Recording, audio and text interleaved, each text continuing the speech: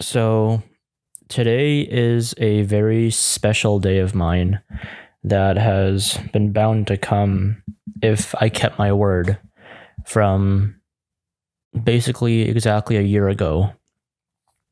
Today is the anniversary of me being sober. I'm not sure if that's how you say it, but I've been sober for exactly 1 year now.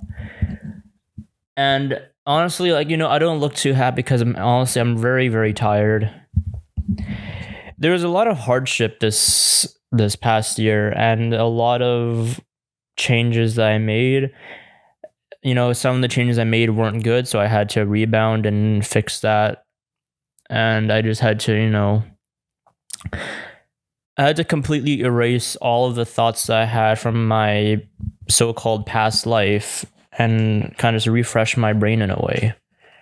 And it was probably one of the hardest things I've ever done in my life, which is why I feel like this is such an accomplishment. But at the same time, for some other people, they say, oh, anyone can do it. But when you go through a certain point in your life and like all the things that you had done before just became like such a normal to you, that completely pushing that out and completely starting off something new, that was one of the hardest things I ever did in my life. And the last year was one of the most painful years I ever went through. Maybe like the last 3-4 months got much, much easier. But before that, it was just so much mental stress. And it wasn't like anything that had to do with like kind of like depression or anxiety. It was more of just the stress of me always stressing out, thinking like, how can I put myself in a position where I don't screw myself over after promising myself like that I need to keep pushing through. Because when you're trying to like cut yourself out from the whole like vibe of like smoking and all that, everybody around you basically does it. And like a lot of the times, at least now, like I've learned to like control the urge of like even trying to go for it. Like right now, I don't even think about like drinking. If someone's around me is drinking or smoking, I don't have the urge anymore. But before, it was really bad.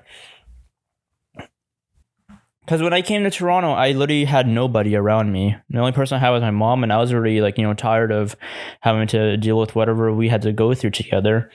So most of the time, I'm literally just talking to myself, like not literally talking to myself, but always like alone and just kind of like thinking and digging myself a hole and thinking what's going to be coming next. And a lot of people, when they become really alone, the first thing they really try to go to is to be more social. But then that's the issue that I found, is that if you try to be more social in a time where you're trying to find yourself in some way, you won't ever find yourself the more social you become, because the influence that you get from the people is the person you will become, and that's not you. It's the circle that you're in. So that's why I'm really glad that I was alone for the past year, not having any influence from anybody, and really just, talking to myself all the time and trying to figure out who I am. And, back in the day, I used to be a very, like, quiet person. Like, each time someone, asked me about an opinion, I always tried to stay neutral just because, I was afraid of, like, losing people in my life and all that. But as of some time ago, like, I just honestly just decided, I was like, why the fuck do I have to hide my opinions and hide my true self just so I could feel like, wanted or needed or be part of this whole group and everything? I just fucking said enough is enough. If people don't like fully understand like where you come from and respect your opinion, then you don't need to have them around you, because then those aren't true, like, people aren't true friends. Why would you have a friend that has a totally different opinion and doesn't respect your opinion and still be around them?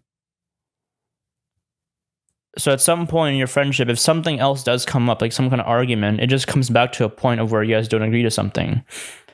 That's why you keep the people around you that agree with the same thing you do. That way, that's what a mutual friendship is. You have mutual interests, you have mutual opinions and everything like that, right?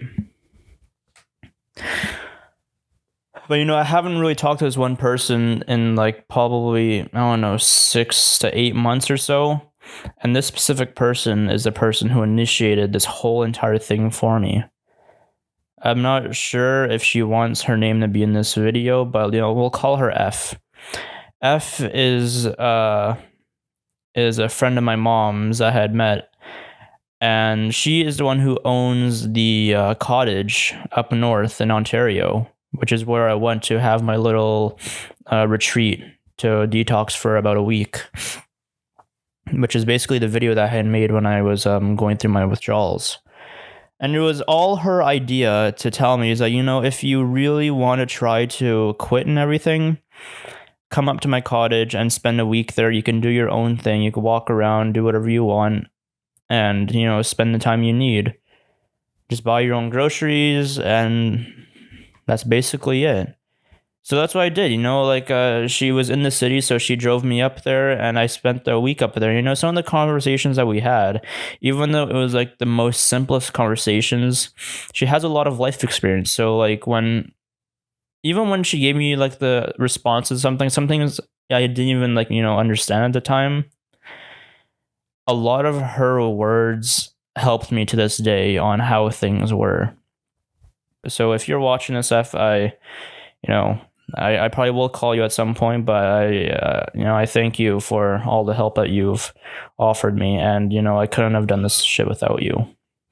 About a week from now, a week and a half, I will have hit the 1 year anniversary of me starting to go to the gym. So I'm kind of I'm mashing it up into this one video, so I don't have to make multiple. But the gym is literally something I could not live without anymore, because it's like it was like the replacement for my smoking. Each time I have like a bad day, if I'm not feeling well or something, I go to the gym, I kind of just push it out. I guess you can call me a gym rat, but some people are saying, oh, your whole personality is about the gym. It's like, well, I don't talk about the gym like all the fucking time. That's not the only thing I talk about when talking to people. I talk about everything. It's just that like the gym is like my therapy place. People who have the personality of a gym is literally all they talk about. It's the only thing they talk about. The gym for me is like a place of peace, and a place I can just, push out my thoughts and stuff. And I have met some nice people at the gym, but then it's funny. I got introduced to one of my I guess you could say a temporary security guard from this building. He introduced me to one of his gym buddies. And then I don't know why, but this gym buddy, he forcefully introduced me to another person at the gym, and she was kind of confused on why he was introducing me, and I was honestly confused too, because I didn't ask for this shit.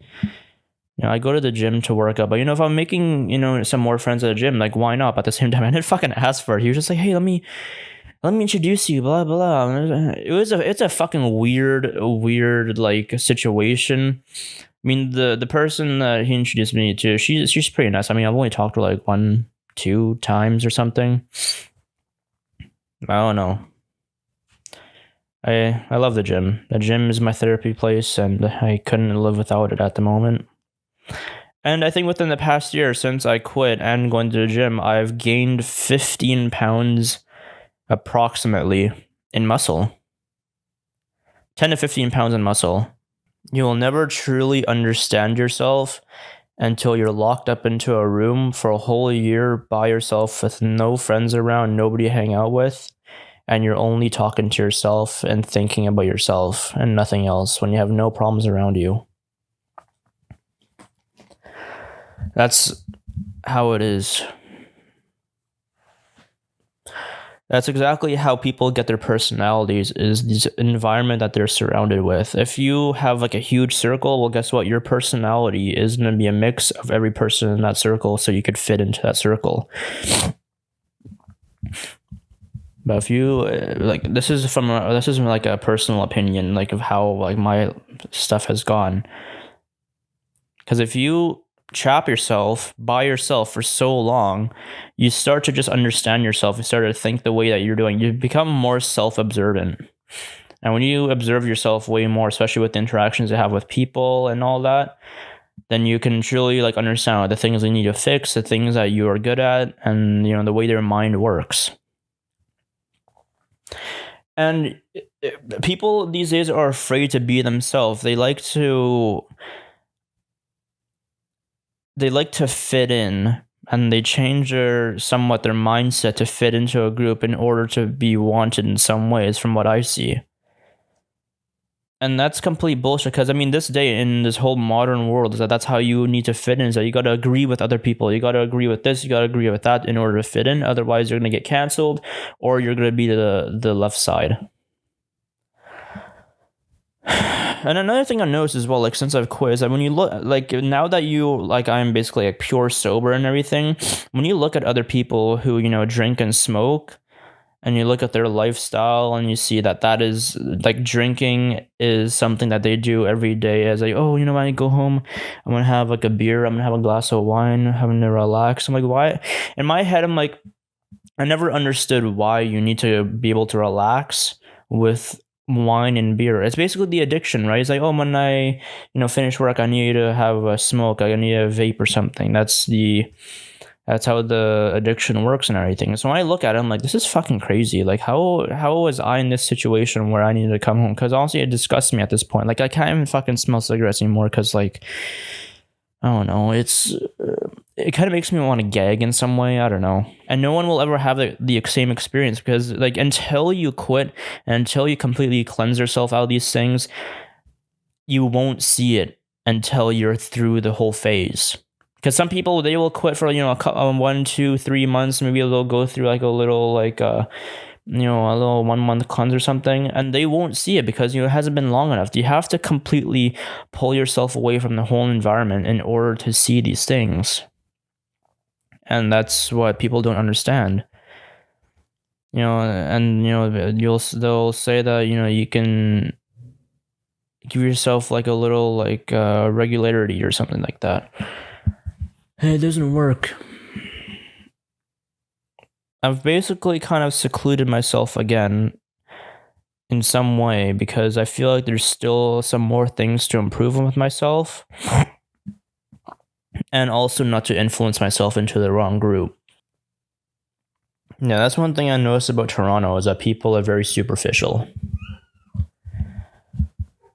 You kind of get a taste of like how people are after a while. In the beginning, you kind of see people as like, oh, they're pretty cool, blah blah. But then the more you look in, it's like you got to really see how people are really acting, and how people observe you, the way people talk about you, and all that.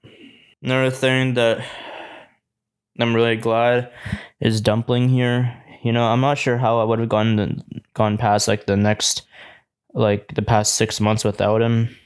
This cat is honestly absolutely amazing. Like, I got him back in August or so, or September, I'm not sure. But he's grown up to be a very, very smart cat. He's almost like a fucking baby, man. Like, he likes to be held like cradled like a baby. He likes to put his head like on your arm when you're sleeping. So like, he's right beside you. He's not like by your feet or anything. He's like right up beside your head. Or he'll kind of just like put his head like right on your shoulder and stuff like that. He's a very, very smart cat, and he talks to you sometimes too. Moral of the story: it's been 1 year, and life is good. I've made it past this far, and if there's anyone out there who wants to do the same thing, it's just, you got to be very observant of yourself and your circles. If you're not observant of your circles and the things around you and of yourself, you're not going to get past the first couple months, because you'll just crash and go back to how you were before. You really have to watch over yourself and everything around you. But yeah, and that's it. I'm not sure what the next video is going to be. Honestly, like, Ramadan's coming up, so maybe that will be a video for something. I'm not sure, but we will see. Anyways, thanks guys for watching. It's been a good year, and And there's always going to be more to come. And I believe there'll be more good things to come. But yeah, take care.